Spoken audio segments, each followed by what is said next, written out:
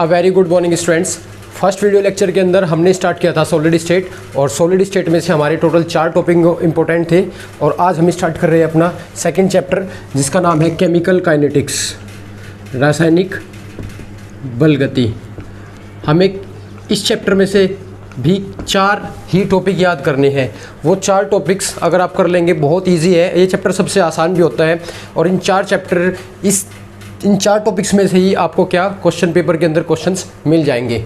Okay students, अब time waste किए बिना ही हम डायरेक्ट टॉपिक की ओर चलते हैं, जिसमें हमारा पहला टॉपिक है। देखिए, हमारे इस वाले चैप्टर में अभिक्रिया की दर, रेट ऑफ रिएक्शन पढ़ाई जाती है, और उसे प्रभावित करने वाले कारक, factors which affecting to the rate of reaction, अभिक्रिया की दर को प्रभावित करने वाले कारक। तो उसमें एक कारक होता है उत्प्रेरक का प्रभाव। क्या होता है हमारा? उत्प्रेरक का प्रभाव। ये बहुत ज़्यादा इंपॉर्टेंट होता है। Effect of catalyst, effect of catalyst. अब ये क्या है देखिए, अभी डिटेल में अगर ना जाए तो मैं आपको डायरेक्ट बता देता हूँ। उत्प्रेरक हमारे 2 प्रकार के होते हैं। Catalyst are of 2 type, positive catalyst and negative catalyst. उत्प्रेरक 2 प्रकार के हैं, धनात्मक और ऋणात्मक। धनात्मक उत्प्रेरक और ऋणात्मक उत्प्रेरक। धनात्मक का मतलब क्या है? बढ़ता हुआ, यानी कि ऐसे उत्प्रेरक जो अभिक्रिया की दर को बढ़ाते हैं। क्या करते हैं? अभिक्रिया की दर को बढ़ाते हैं। यदि आपने कोई उत्प्रेरक डाल दिया जो अभिक्रिया की दर को क्या करेगा? इंक्रीज करेगा, तो ऐसा उत्प्रेरक बोलते हैं हम किसे? धनात्मक उत्प्रेरक को। और ऋणात्मक देख लो, आप खुद से दिख रहा है कि ऋणात्मक मतलब घटेगा, यानी कि अभिक्रिया की दर को जो क्या करता है? घटाता है। तो ऐसे उत्प्रेरक जो अभिक्रिया की दर को बढ़ाते हैं वे क्या कहलाते हैं? धनात्मक, और जो अभिक्रिया की दर को घटाते हैं वे क्या कहलाते हैं? ऋणात्मक। Positive catalyst increases the rate of reaction and negative catalyst decreases the rate of reaction. अब इसमें कभी कभी ये पूछ लिया जाता है कि धनात्मक उत्प्रेरक अभिक्रिया की दर को क्यों बढ़ाते हैं। तो यहाँ पे एक वर्ड आएगा, इसे आप डायरेक्ट याद रखिए, सेकिरियन ऊर्जा। क्या है? सेकिरियन ऊर्जा। धनात्मक उत्प्रेरक अभिक्रिया की दर बढ़ाते हैं क्योंकि वे सेकिरियन ऊर्जा के मान को क्या कर देते हैं? कम। और ऋणात्मक उत्प्रेरक अभिक्रिया की दर को घटाते हैं क्योंकि वे सेकिरियन ऊर्जा के मान को क्या कर देते हैं? ज़्यादा। इसे बोलते हैं एक्टिवेशन एनर्जी। तो positive catalyst activation energy decrease करते हैं, negative catalyst activation energy increase करते हैं। सेकेंडरी ऊर्जा को दिखाया जाता है ई ए से। कहीं से दिखाया जाता है स्टूडेंट्स? ई ए से।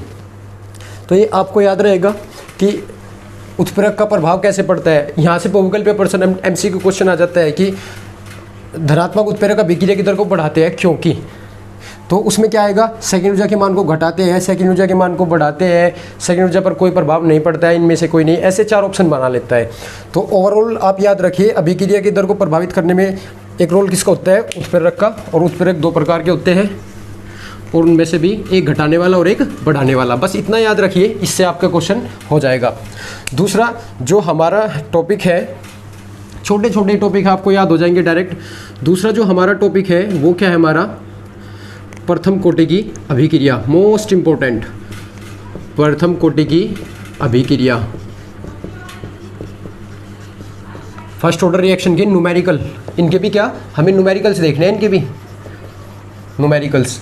प्रथम कोटि की अभिक्रिया के आंकिक प्रश्न। 2 फॉर्मूले इस चैप्टर से आप ये याद कर लीजिए, पूरे चैप्टर से न्यूमेरिकल करने की जरूरत बिल्कुल भी नहीं पड़ेगी।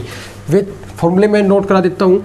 K = 2.303 upon T log A/A-x। और दूसरा क्या है हमारा? T हाफ, यानी कि अर्धायुकाल 0.6932 अपॉन K। ये 2 फॉर्मूले हमारे पास में है स्टूडेंट्स। ये 2 फॉर्मूले आप याद कर लीजिए। ये 2 फॉर्मूले अगर आपके याद है तो आपके क्वेश्चंस बहुत आसानी से हो जाएंगे। अब ये फॉर्मूले ध्यान से एक बार समझ लेते हैं। फॉर्मूले में है क्या? K क्या है हमारा? वेग स्थिरांक, रेट कांस्टेंट। T क्या हमारा? टाइम, समय। A क्या हमारी? इनिशियल कॉन्सेंट्रेशन, प्रारंभिक सांद्रता। A क्या हमारी? वही सेम। X क्या हमारी? T समय बाद सांद्रता, कॉन्सेंट्रेशन आफ्टर टाइम T। ये क्या हमारा? हाफ लाइफ टाइम, अर्धायुकाल। और ये क्या है हमारा? वेग स्थिरांक। अब देखिए इनके क्वेश्चंस कैसे आते हैं। इनके क्वेश्चंस कैसे आते हैं, बड़े ध्यान से समझिए, बहुत आसान है। सारे क्वेश्चन बता दूंगा इनके ही कि क्वेश्चन कैसे आते हैं। सबसे पहला टाइप क्वेश्चन का टाइप बता रहा हूँ मैं, उसके जैसे क्वेश्चन आप देख सकते हैं। किसी प्रथम कोटि की अभिक्रिया के लिए for the first order reaction, सबसे पहले क्वेश्चन में ये लिखाएगा। किसी प्रथम कोटि की अभिक्रिया के लिए वेग स्थिरांक का मान आपको देगा, कुछ भी वैल्यू दे सकता है, पर्टिकुलर वैल्यू कुछ भी मिल सकती है। तो वेग स्थिरांक का मान इतना है, तो अर्धायुकाल की गणना कीजिए। If the rate constant for the first order reaction is given, then find out the half life time for the first order reaction. तो अगर आपको के गिवन किया जाए, वेग स्थिरांक डायरेक्ट दिया जाए, रेट कांस्टेंट, तो आप क्या निकाल सकते हैं, टी हाफ। तो ये तो बिल्कुल जनरल क्वेश्चन है। अब इसकी तरफ बढ़िए, इसका क्वेश्चन कैसे आएगा। किसी प्रथम कोटि की दूसरा टाइप, ये हमारा क्या है, दूसरा टाइप है ये हमारा। दूसरे टाइप में आपको क्या मिलेगा, किसी प्रथम कोटि की अभिक्रिया के लिए, किसी प्रथम कोटि की अभिक्रिया के लिए 90% पूर्ण होने में 90% पूर्ण होने में लगा समय 20 मिनट है। तो वेग स्थिरांक की गणना कीजिए।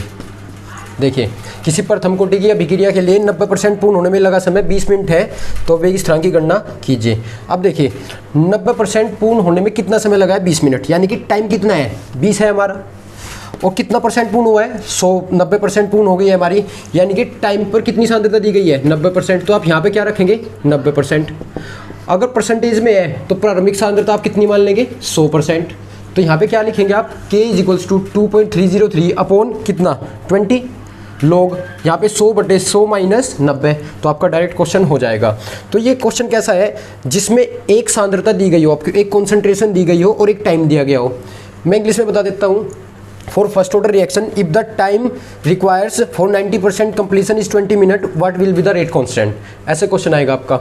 तो आप डायरेक्ट वैल्यू रखिए और के की वैल्यू फाइंड आउट कर सकते हैं। तो ये पहला टाइप है। दूसरा टाइप है जिसमें आपको एक कॉन्सेंट्रेशन दी गई है, एक सांद्रता दी गई है और एक समय दिया गया है।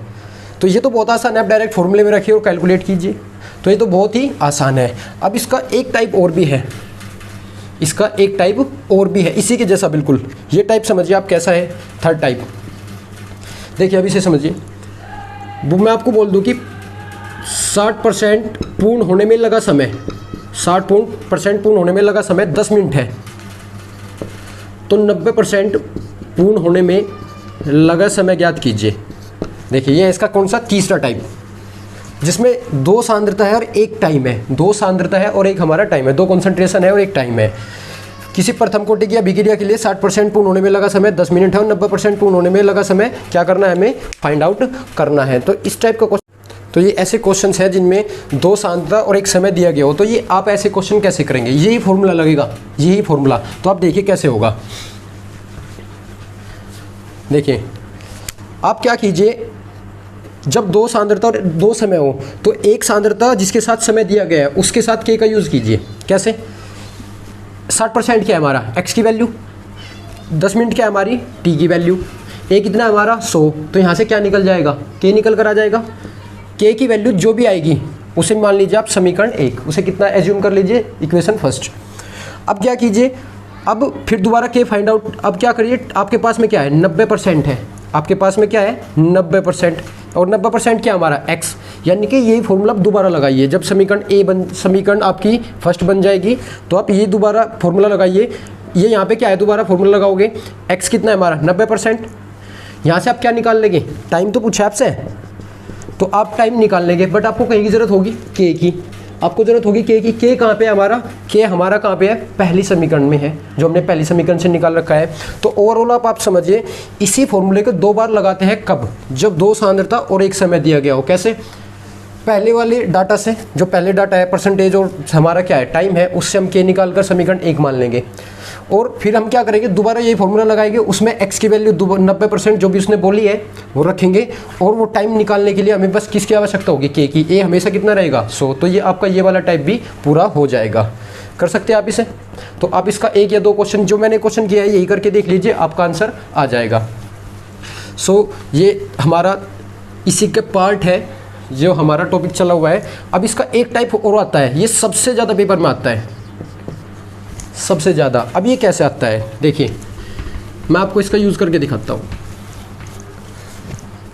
ये बोल दिया आपको कि 99.9% पूर्ण होने में लगा समय अर्धायुकाल के, अर्धायुकाल मतलब t 50%, इसे कहीं कहीं हम t हाफ भी लिख देते हैं, t हाफ। ठीक है, ये कितना हमारा अर्धायुकाल के 10 गुना होता है। किसी प्रथम कोटि की अभिक्रिया के लिए 99.9% पूर्ण होने में लगा समय अर्धायुकाल के 10 गुना होता है। Prove that for the first order reaction the 99.9% time required completion is 10 times two time requires in 50% completion. तो इस टाइप का क्वेश्चन आपको दे देता है कि 99% पूर्ण होने में लगा टाइम 50% पूर्ण होने में लगे टाइम के 10 गुना होता है। इस बात को आप सिद्ध कीजिए। तो ऐसे क्वेश्चन हमारे पास में बहुत सारे हैं। देखिए पहला ये तो दूसरा क्वेश्चन इसका कैसा है हमारे पास में, 99% पूर्ण होने में लगा समय कितना होगा, 6.66 टाइम होगा T50 के। एक तीसरा क्वेश्चन हमारे पास में क्या है, 93.75% कंप्लीट होने में लगा टाइम कितना होगा हमारा, 4 टाइम्स किसके, T5 के। और 3.90% पूर्ण होने में लगा टाइम 3.33 टाइम्स होगा किसके, T50 के। और T87.5% पूर्ण होने में लगा समय कितना होगा, 3 टाइम्स टू T50%। और लास्ट क्या है हमारा, 75% पूर्ण होने में लगा समय 2 गुना होगा किसके, हमारा T50% के। तो देखिए कितने क्वेश्चन हैं, 1 question, 2 question, 3 question, 4 question, 5 question और 6 क्वेश्चन। तो आपसे ये वाला क्वेश्चन दिए जा सकते हैं कि किसी प्रथम कोटि के अभिक्रिया फर्स्ट ऑर्डर रिएक्शन के लिए प्रूव कीजिए कि 99.9% कंप्लीट होने में जो टाइम लगता है वो T50% पूर्ण होने में लगे समय कितना होता है, 10 गुना होता है। तो इस टाइप के क्वेश्चंस भी आपसे पूछे जा सकते हैं। तो ये क्वेश्चंस मैं आपको एक करके दिखा देता हूँ, बिल्कुल सेम पैटर्न होगा, सारे क्वेश्चंस हो जाएंगे। ओके स्टूडेंट्स, तो एक क्वेश्चन मैं आपको करके दिखाता हूँ। देखिए करना क्या है आपको, उनमें 2 कॉन्सेंट्रेशन है, एक तो कौन सी, एक तो T50 वाली होगी, वो तो सब में है, और एक बदल दी जाती है। 99.9 वाला क्वेश्चन मैंने लिया है और ये कितना है इसका, 10 गुना है, ये तो अभी देखा है हमने। तो ये वाला क्वेश्चन हम करके देखते हैं ये कैसे होगा। तो आपको सबसे पहले क्या करना है कि हम जानते हैं कि प्रथम कोटि की अभिक्रिया ले, we know that for the first order reaction, उसका फॉर्मूला क्या है हमारा, K इक्वल्स टू T लिख लीजिए, T equals to 2.303 upon K log A upon A minus x. अब ये बताइए 2 टाइम है, एक कौन सा 50% वाला और एक दूसरा टाइम कौन सा है 99.9% वाला। तो पहले 50 वाला रखिए T50% के लिए, ठीक है, रखिए T50% के लिए 2.303 के लोग। अब ये क्या है 50% पे दिया गया समय, तो 50% मतलब x की वैल्यू कितनी लेनी है आपको 50, तो ये a कितना हो जाएगा 100 माइनस 50। तो T50% इज इक्वल्स टू कितना 2.303 अपॉन के लोग, ये कितना हो जाएगा 50, और 50 100 काट दोगे कितना हो जाएगा log 2। तो आप किसे कैसे करेंगे, T50% इज इक्वल्स टू 2.303 के, और इसे कितना रख लीजिए आप, अभी से log 2 की वैल्यू भी आप यहाँ पे क्या कर सकते हैं, पुट कर सकते हैं, बट मैं log 2 की वैल्यू 0.3010 होती है, अब इसे पुट नहीं कर रहा हूँ, इसे कितना मान लेता हूँ, इक्वेशन फर्स्ट मान लेता हूँ। कितना मान लेता हूँ, इक्वेशन फर्स्ट। पुट भी कर सकते हैं, वो क्वेश्चन पे डिपेंड करता है। देखिए अब और लिखेंगे एंड, अब किसके लिए, अब रखेंगे हम उसके लिए जिसके साथ हमें निकालनी होती है। T50 के साथ हमने किसे लिया है 99.9 को, तो T99.9% के लिए कैसे 2.303 अपॉन के log 100/100 माइनस 99.9, ये कितना आ जाएगा 2.303 अपॉन के log 100 अपॉन ये कितना आएगा 0.1, कितना आएगा ये 0.1 हटाकर आप कितना एक पॉइंट ऊपर बढ़ा लीजिए, कितना हो जाएगा, ये कितना हो जाएगा हमारा 1000। अब इसे आप कैसे सोल्व कर सकते हैं, आप इसे ऊपर नोट कीजिए 2.303, ये वाला मैं आगे बढ़ा रहा हूँ T99 वाला, T99.9 is equals to 2.303 upon K log कितना, क्या मैं इसे 10 की पावर 3 लिख सकता हूँ, कितना लिख सकता हूँ मैं इसे 10 की पावर 3। देखिए आप कितना होगा ये 10 इंटू 10 इंटू 10 कितना हो जाएगा हमारा 10 की पावर 3 कितना हो जाएगा 1000, ऐसे लिख लिया मैंने इसे। log में जो पावर होती है वो कहाँ चली जाती है पीछे, तो ये कितना हो जाएगा 3 log 10, कितना हो जाएगा 3 log 10। log 10 की वैल्यू कितनी होती है 1, log 10 की वैल्यू कितनी होती है 1, तो T99.9 is equals to 2.303 upon के और इंटू कितना हमारा 3। अब ये हमारी दूसरी समीकरण आ गई कि कौन सी वाली 99 वाली, और ये हमारी कौन सी है 50 वाली। और मैं क्या करूँगा अब देखिए मैं भाग दूंगा किससे समीकरण 2 को 1 से भाग दूंगा। अगर मैंने 50 वाली पहले बनाई है तो मैं इसे हमेशा कहीं से दूंगा, इसे हमेशा भाग दूंगा किससे, इससे। नहीं, ये वाली भाग देनी है, यानी कि 2 इज डिवाइडेड बाई 1। तो कैसे होगा, 99.9% किससे भाग दिया जाएगा, T 50 से। तो आप देखिए 99 की वैल्यू बताइए। अब क्या K से K कट जाएगा, 2.30 से 33 ये कट जाएगा। ऊपर ये वाली समीकरण है, नीचे ये वाली है। यहाँ पे log 2 की वैल्यू कितनी है हमारी, 0.3010। कितना है हमारा, 0.3010। तो हमारा log 2 का वैल्यू होता है 0.3010। तो मैंने क्या किया, ये जो हमारा 0.3010 है मैंने इसे यहाँ पे रख दिया कितना, 0.3010। और यहाँ पे कितना बचा हुआ है हमारा, 3। ये तो बचा हुआ है ना, यहाँ पे 3 बचा हुआ है और यहाँ पे क्या बचा हुआ है, log 2, क्योंकि ये तो सारा बाकी कट गया। अब ये 3 हमने डिवाइड किया है किससे, log 2 से, तो ये इसकी वैल्यू होगी। अब आप क्या कीजिए, पॉइंट हटा लीजिए। कितना पॉइंट सरकाया मैंने, 1 2 3, 301 तक मैंने पॉइंट सरकाया। तो 3 पॉइंट सरकाया है, तो 3 पॉइंट सरकाने के बाद मैं ऊपर 3 जीरो बढ़ा देता हूँ। कितनी बार कटेगा, 301 से 3000, लगभग 10 बार, अप्रोक्स 10 टाइम्स। तो ये क्या आएगा हमारा, यहाँ पे 10 आ जाएगा और इसे आप इधर भेज दीजिए। तो 99.9% पूर्ण होने में लगा समय T 50 के कितना होगा, 10 गुना होगा। ओवरऑल एक बार दोबारा बता देता हूँ क्या हुआ है। सबसे पहले 50% के लिए आपको एक समीकरण बनानी है। 50% के लिए कैसे, T 50% इज इक्वल्स टू इतना ये रखे बन गया, और इससे log 2 आ जाएगा। ये हमेशा समीकरण ये हमेशा सेम रहेगी। ये रखने के बाद इसकी वैल्यू आप रख सकते हैं, 0.3010 रख लीजिए। जैसे आप यहाँ पे 3010 रखेंगे तो एक समीकरण आपकी बिल्कुल फाइनल हो जाएगी। कैसे, 0.3010।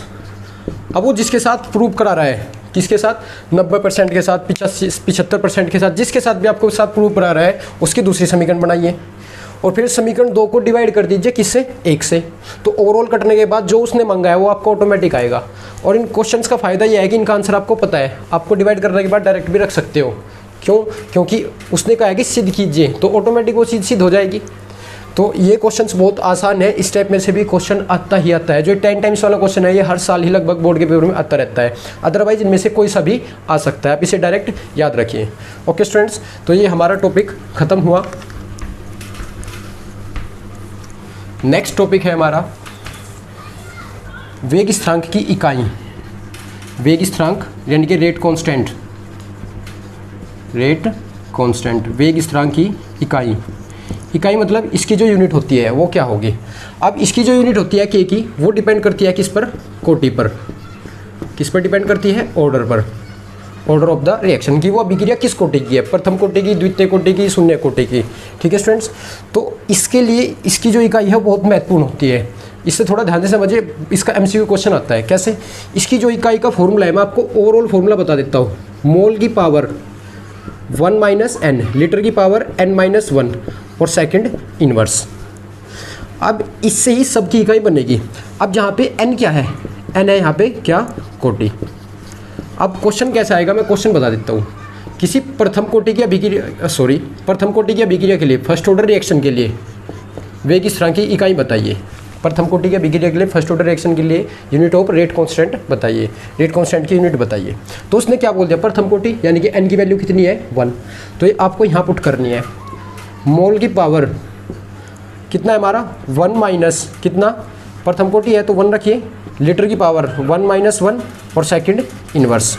अब 1 में से 1 क्या, 0, किसी की पावर 0 हो तो 1 इंटू यहाँ पे भी 0, कितना, 1, और ये क्या बचा हमारा, सेकंड इनवर्स। तो ओवरऑल इसकी यूनिट क्या आ गई हमारी, वेग स्थिरांक की प्रथम कोटि के लिए क्या आ गई, सेकंड इनवर्स। कभी कभी ये पूछ लेता है कि क्या वेग स्थिरांक की इकाई फिक्स होती है, क्या रेट कांस्टेंट जो होता है हमारा उसकी जो यूनिट है वो फिक्स होती है कि नहीं। उसकी जो यूनिट होती है वो फिक्स नहीं होती है। वो किस पे डिपेंड करती है, वो कोटि पर डिपेंड करती है, n पर डिपेंड करती है, ऑर्डर पर। तो वो आपको बोलेगा कि किस कोटि की है। मान के चलिए आपको बोल दिया कि शून्य कोटि की अभिक्रिया के लिए वेग स्थिरांक की गणना कीजिए। देखिए जैसे उसने बोल दिया कि शून्य, n की वैल्यू कितना होगा, जीरो ऑर्डर रिएक्शन के लिए n की वैल्यू 0 लोगे तो क्या होगा, मोल की पावर 1 - 0, लीटर की पावर 0 - 1 और क्या, सेकंड इनवर्स। तो ये क्या आएगा हमारा, यहाँ पे मोल बच जाएगा, मोल यहाँ पे क्या बन जाएगा, लीटर इनवर्स, और यहाँ पे क्या बच जाएगा, सेकंड इनवर्स। तो ये हमारी क्या होगी, वेग स्थिरांक की इकाई होगी शून्य कोटि के लिए। तो ये बहुत आसान है, इसे आप कर सकते हैं। ओके स्टूडेंट्स, ये हमारे 3 टॉपिक अभी तक ख़त्म हुए। अब हमारा लास्ट टॉपिक चलता हुआ है लास्ट टॉपिक वो बहुत इम्पोर्टेंट है। ये 3 टॉपिक आप कर लीजिए और इससे नेक्स्ट टॉपिक ही हमारा होगा इम्पोर्टेंट टॉपिक। लास्ट टॉपिक देखिए हमारा क्या है। लास्ट टॉपिक है हमारा ऑर्डर और मॉलिक्यूलरिटी में डिफरेंस। हर साल पेपर में आता है। कोटि तथा आणविकता में अंतर, कोटि तथा आणविकता में अंतर। देखिए बड़े आसान तरीके से मैं आपको बताऊंगा, थोड़ा ध्यान से देखिए। कोटि क्या है हमारे पास में होता है एक वेग व्यंजक जो आपको कभी नहीं बनाया जाता है, प्रैक्टिकली आता है निकल के। जैसे हमारे पास में वेग व्यंजक क्या है, किसी अभिक्रिया का रेट एक्सप्रेशन क्या है हमारा, K इक्वल्स टू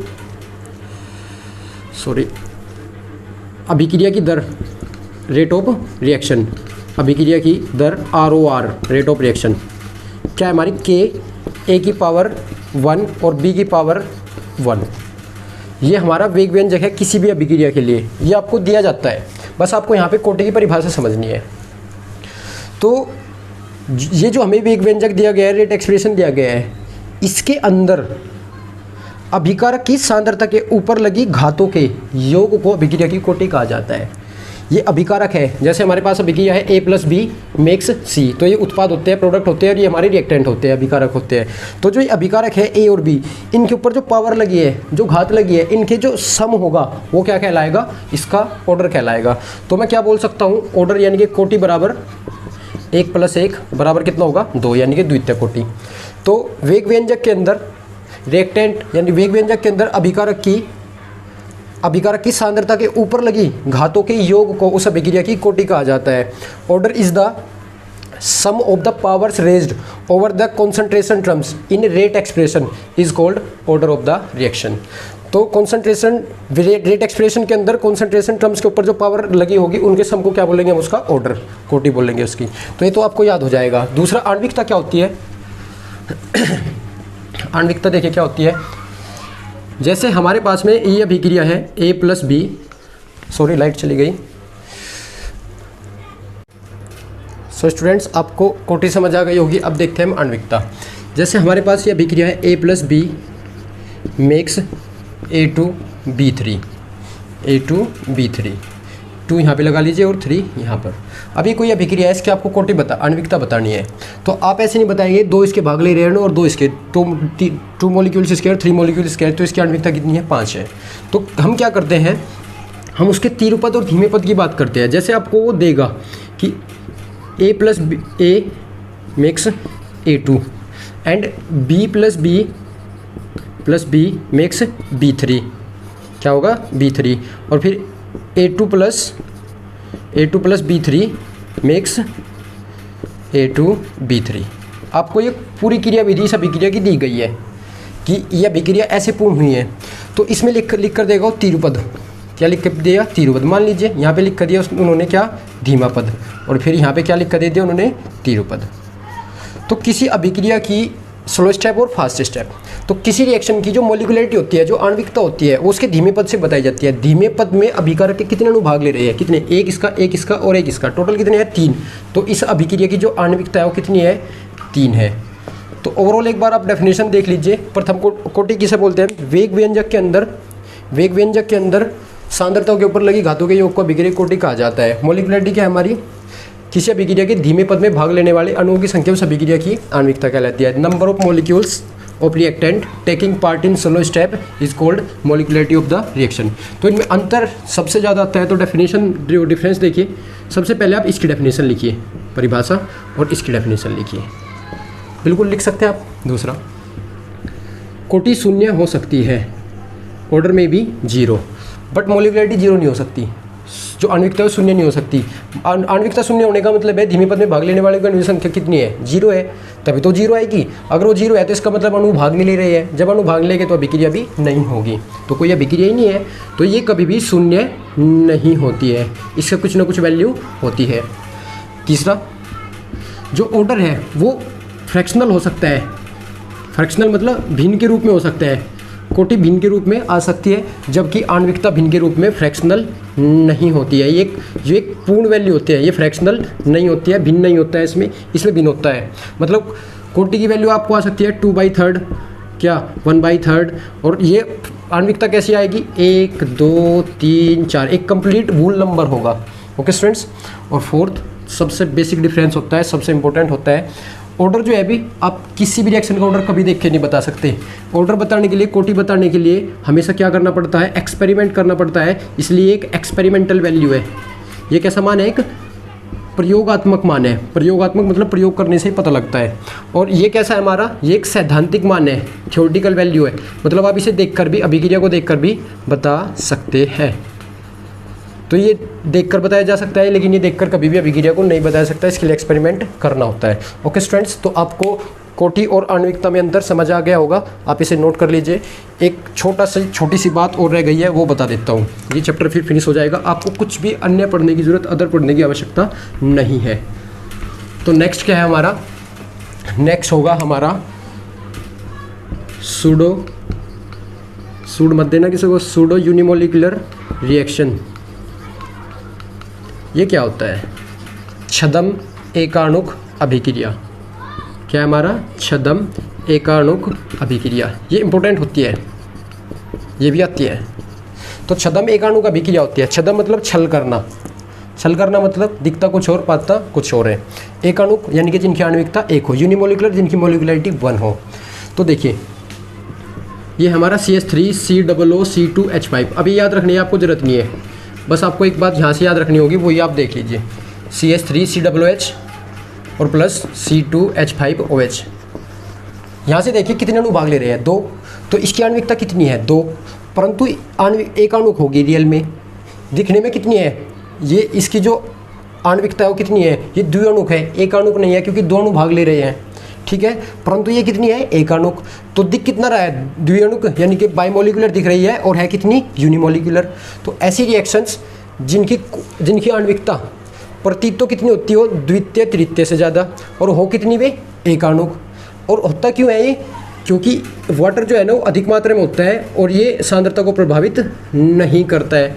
तो जिन रिएक्शंस में आपको पहला विकारक लिखने के बाद, पहला रिएक्टेंट लिखने के बाद वाटर चमक गया, क्या मिल गया, H2O चमक गया, तो वो रिएक्शन किस कैटेगरी में चली जाती है, सूडो यूनिमोलिकुलर रिएक्शन। और ये रिएक्शन देकर पूछ लेता है इनमें से कौन सी रिएक्शन, कौन सी अभिक्रिया एक छद्म एकाणु का अभिक्रिया है, तो जिसमें यहाँ के बाद H2O चमकेगा। यहाँ पे ग्लूकोज भी चमक सकता है आपको, fructose C12H22O11 plus H2O mix C6H12O6 plus C6H12O6। तो जिसमें आपको यहाँ पे H2 चमक जाएगा, यानी कि ये खुद भाग नहीं ले रहा है, केवल इससे ही सब कुछ हो रहा है। तो ये कितनी है, दिखने में द्विअणुक है, बाइमोलिकुलर है, परंतु हो वास्तव में कितनी है, ये एकाणुक होती है। तो ऐसे जिनमें छल करता है, ऐसी अभिक्रिया है जिनमें आणविकता या कोटि दिखती तो कुछ और है और पाई कुछ और जाती है, तो ऐसी रिएक्शंस को बोलते हैं हम क्या, सूडो यूनिमोलिकुलर रिएक्शन, छद्म एकाणुक अभिक्रिया, ये भी आ जाती है। ओके स्टूडेंट्स, तो इस चैप्टर में से आपको अब कुछ भी याद नहीं करना है, ये टॉपिक पढ़ लीजिए। इसके जो न्यूमेरिकल्स मैंने कराए हैं उन्हें एक बार समझ लीजिए और 1-2 न्यूमेरिकल आप करके देखिए, अपने खुद से करके देखिए। वो जो मैंने आपको कराया है उसमें से 75% और 99.9% वो सबसे ज़्यादा एग्जाम में आते हैं। ओके स्टूडेंट्स, तो अगर ये वीडियो आपको पसंद आया तो वीडियो को लाइक और शेयर करें और चैनल को सब्सक्राइब करें। हम मिलते हैं नेक्स्ट वीडियो के अंदर।